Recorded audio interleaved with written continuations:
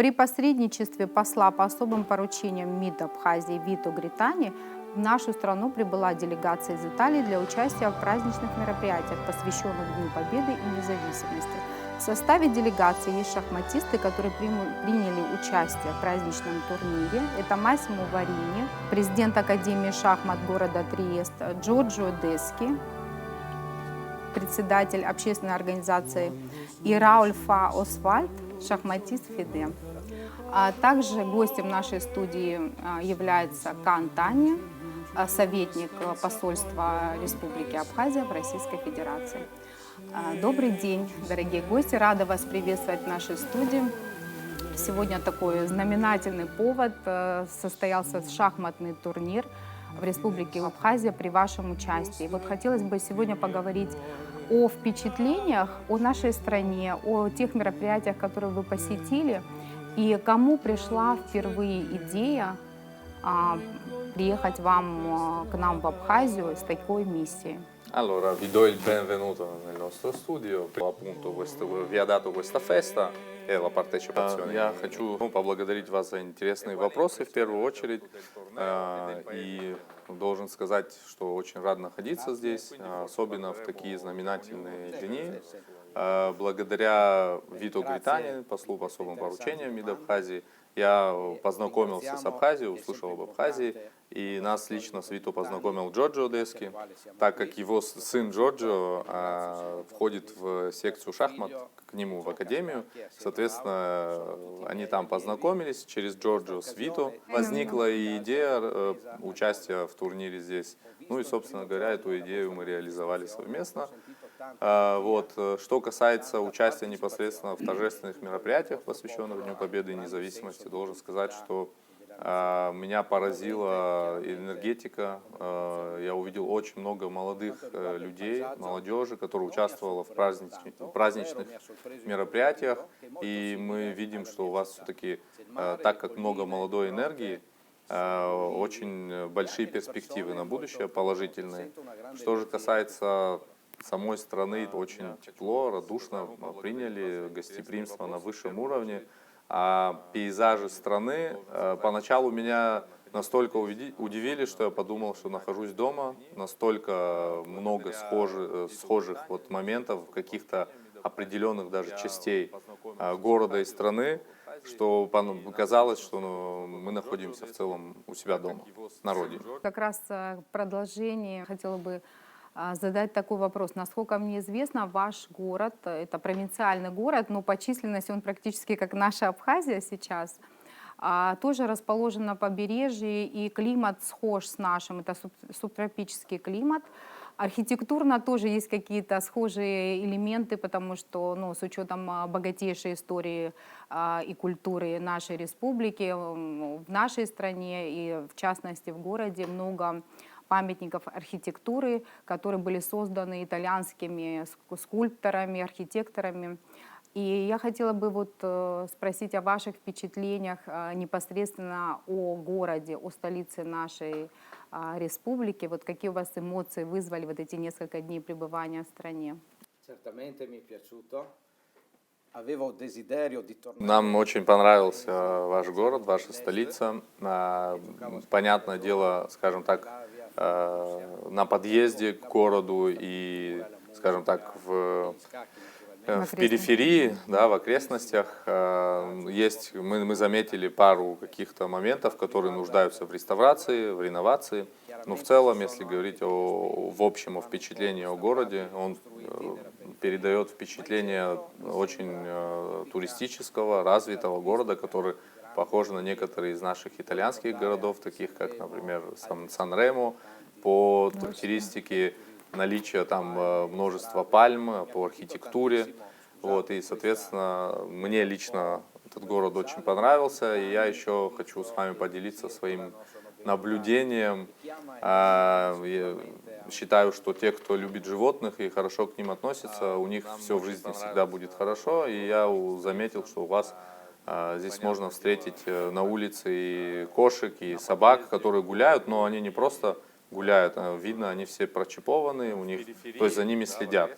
Соответственно, вы хорошо относитесь к животным, и у вас, считаю, что все в будущем будет хорошо. Intanto volevo comunque anch'io ringraziare l'ambasciatore Grittani per averci dato. Поделюсь с вами тоже своими впечатлениями. Для меня Абхазия и ваша столица – это отражение в море нашего города, потому что у нас это Адриатическое море, у вас Черное море, но так или иначе они связаны.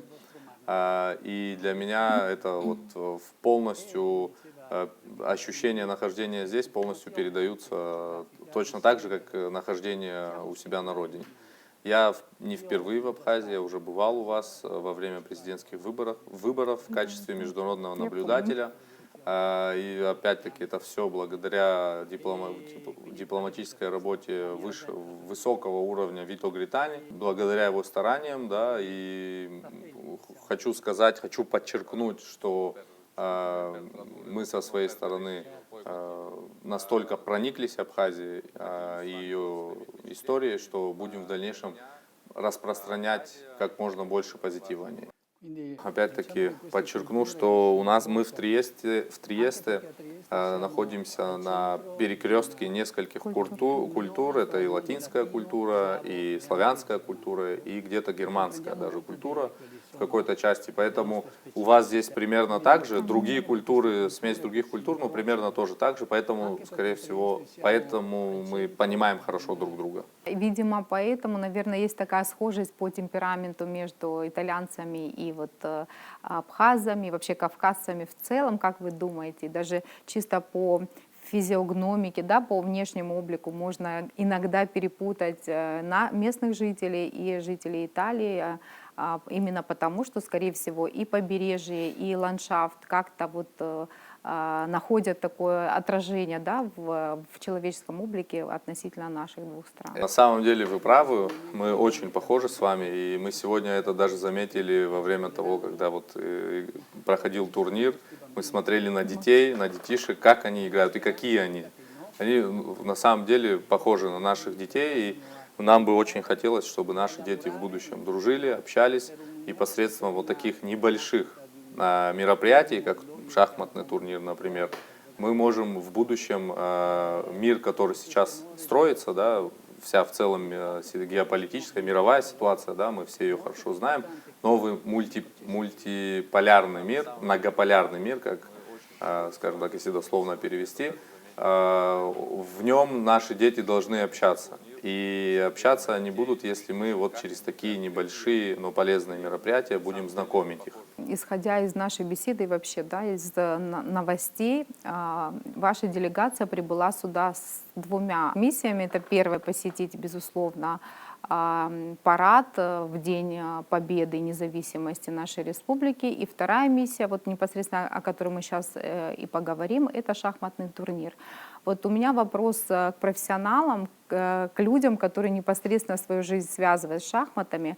Почему именно шахматы в вашей жизни? И вот как игра в шахматы отражается на мировоззрении, вообще вот на сознании человеческом, и как в дальнейшем этот вид спорта может развиваться на территории нашей республики и может быть, даже далеко за пределами. Вот о роли игры в шахматах в жизни человека. Да, действительно, шахматы очень уже кодифицированная такая игра, универсальная для всего мира. Везде она играется одинаково.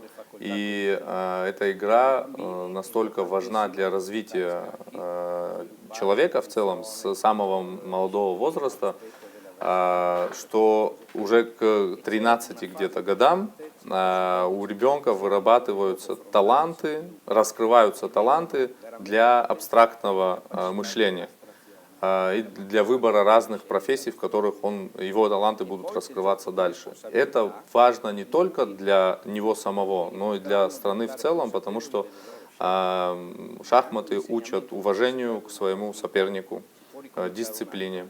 Шахматы учат продумывать ходы наперед, ну и в целом стратегически мыслить, и это поможет, конечно же, помогает ребятам принимать верные решения в жизни, потому что они понимают, что как в шахматах можно где-то ошибиться и проиграть партию, но потом сыграть снова и эту ошибку больше не повторять. Точно так же это все можно перенести на жизнь Деятельность, человека, да, и, соответственно, больше не допускать тех же самых ошибок в жизни. На эту тему есть много научных исследований, которые все это подтверждают. Я продолжу, значит, то, что касается уже непосредственно развития шахмат здесь у вас ну, как бы есть большой потенциал. И мы у себя, например, значит, я, как говорит преподаватель, тренер, я не использую эффект Моцарта, то есть не принуждаю детей повторять одни и те же там ходы. Наоборот, мы им объясняем, рассказываем, задаем наводящие вопросы для того, чтобы они сами принимали решения, тем самым развивая мышление. Да. Например, есть сейчас такой феномен у нас, индийский феномен, где детей заставляют, там, по сути, по 12 часов сидеть играть только в шахматы и больше ничего. Но это, на наш взгляд, не совсем верный подход. Да, может быть, он у них развивает какие-то шаблонные действия, но это влияет на их здоровье и физическое, и ментальное, так как, на наш взгляд, мы ищем чемпионов среди детей, которые, скажем так, и физически здоровы, ну и очень сильные духом, потому что шахматы требуют выдержки, терпения, но и физической подготовки тоже, потому что если шахматист не будет заниматься спортом отдельно, то есть ему нужно, понятное дело, быть здоровым, питаться хорошо, но и спортом тоже заниматься отдельно, потому что шахматы это большой стресс, большая нагрузка. В спорте, если в спорте обычном, физические нагрузки, вы там в них адреналин свой выплескиваете, то здесь весь стресс, он закрывается у вас внутри в организме. И это очень тяжело для спортсмена непосредственно. Поэтому мы ищем выделяем ребят, которые развиваются во всех направлениях, и у них все сбалансировано. Какое впечатление о шахматном турнире у вас относительно детей? И что бы вы могли бы рекомендовать для наших зрителей, для родителей в особенности в воспитании детей и вот для того, чтобы привить любовь к шахматам не просто как к виду спорта, это даже, мне кажется, вид искусства своего рода, а вот как раз чтобы развить и самодисциплину, и логическое мышление, и много таких полезных черт, которые формируют вообще человека как личность. Вот что бы вы как профессионал могли бы посоветовать? L'ambasciatore Vito Gritani per questa azione diplomatica. В первую очередь хочет поблагодарить Виту, благодаря которому, собственно говоря, он сюда и приехал, здесь оказался, вернее, и также благодарит президента Федерации шахмат Абхазии Константина Тужба за теплый прием, за возможность участия в турнире. Значит, что касается непосредственно самих шахмат и их влияния, их роли в развитии, значит, личности и неких рекомендаций для родителей, да, то здесь он говорит, что нужно модерировать свое, скажем так, свое участие или свое время, скорее всего, которое посвящают шахматам, потому что, вот, как говорилось выше коллегой, 12 часов в день там, дети, которые посвящают шахматам, они упускают другие 12 часов в своей жизни. Да, это, конечно, там, приведет к каким-то результатам, возможно, но параллельно жизнь тоже проходит. Нужно, да, модерировать это все, держать какой-то баланс, потому что в обратном случае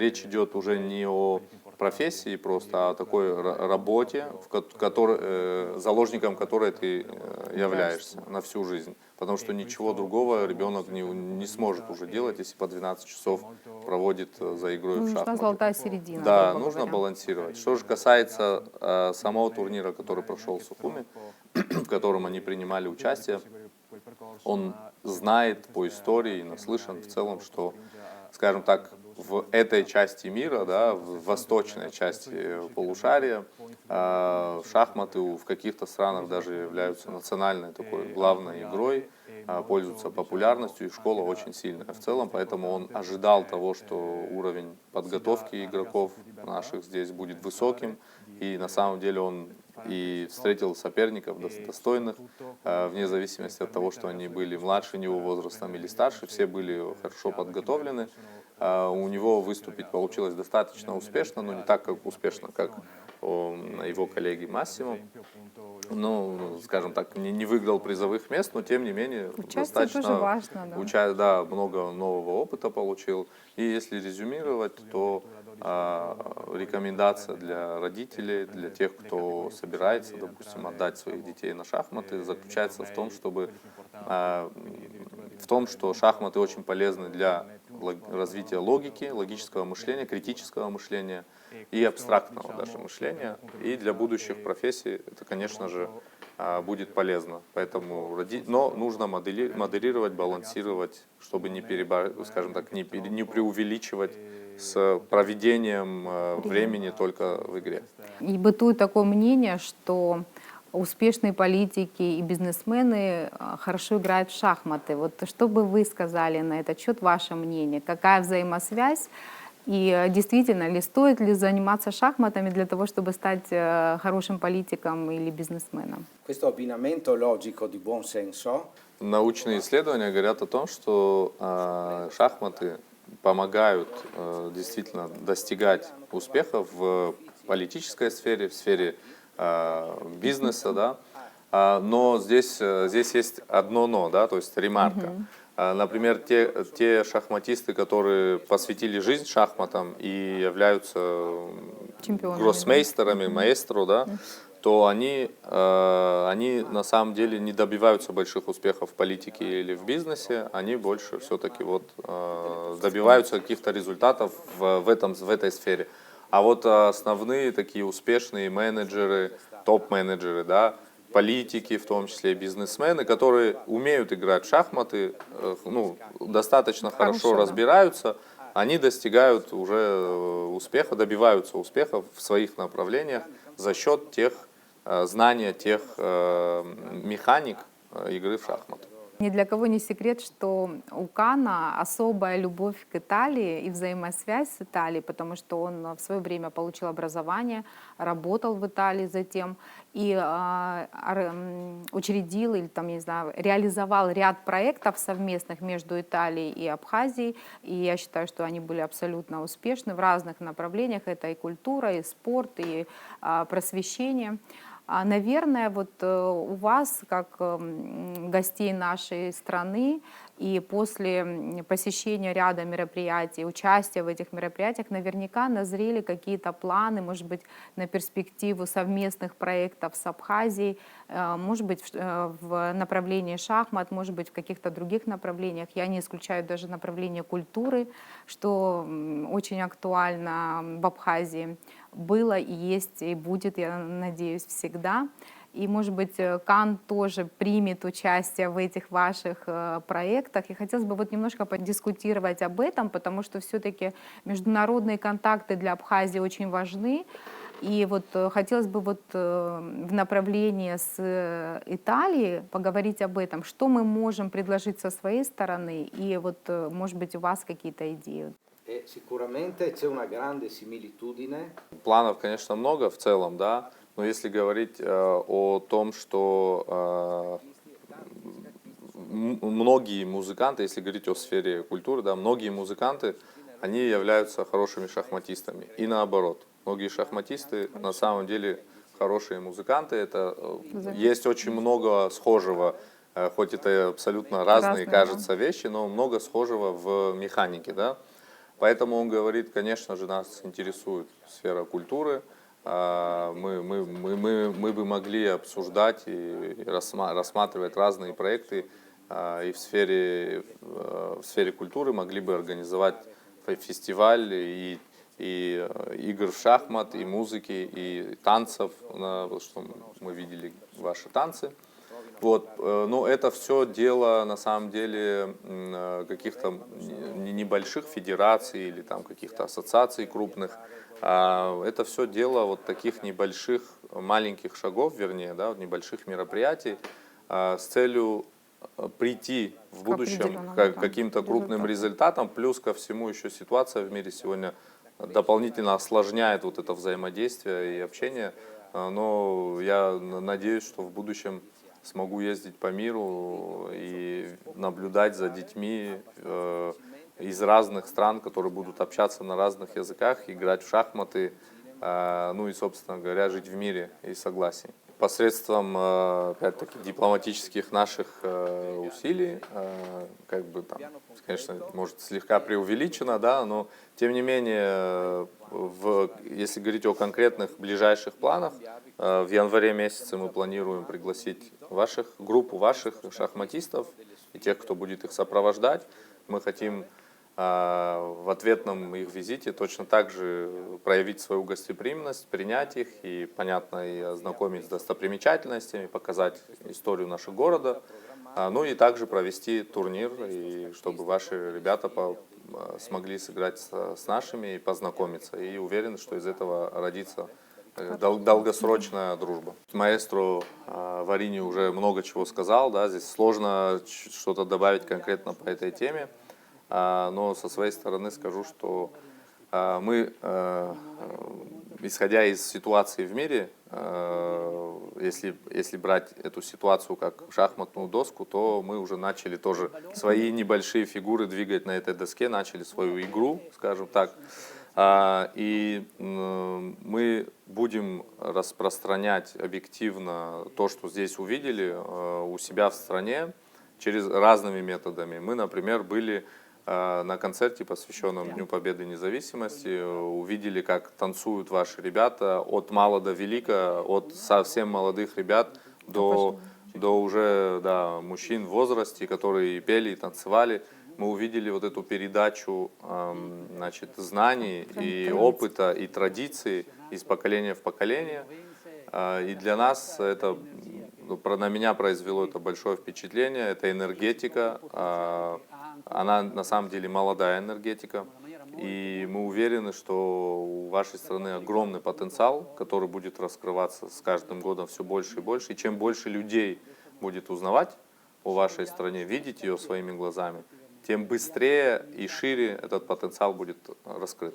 Если говорить о том самом концерте, на сцене, как говорил выше, были пожилые люди, но они настолько передавали свои традиции, настолько им радовались, что их энергетика была такой же молодой, как и у подростков и совсем детишек. А у детей и подростков через их эмоции, которые они там нам продемонстрировали, мы считывали то, что у них горят глаза и есть надежда на лучшее будущее. Мы считывали любовь к семье, к семейным ценностям, то, чего, к сожалению, в наших частях, в наших краях, да, это все уходит на второй план. У вас пока это все очень сильно чувствуется и видно. Вот любовь к семье, любовь к семейным ценностям, к традициям. То, что я заметил, у вас очень сильно почитают женщин, уважают, почитают женщин, и потому что понимают, что женщина хранительница семьи, хранительница очага, и по факту, по крайней мере со стороны, у вас видно, что и женщины, и мужчины равны в правах. Еще такая небольшая ремарка, пользуясь случаем, рада была бы вас пригласить на концерт сегодня в стенах нашей филармонии.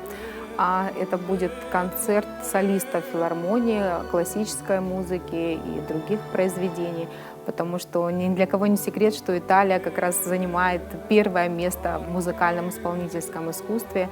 Я думаю, что вам будет интересно послушать наших исполнителей.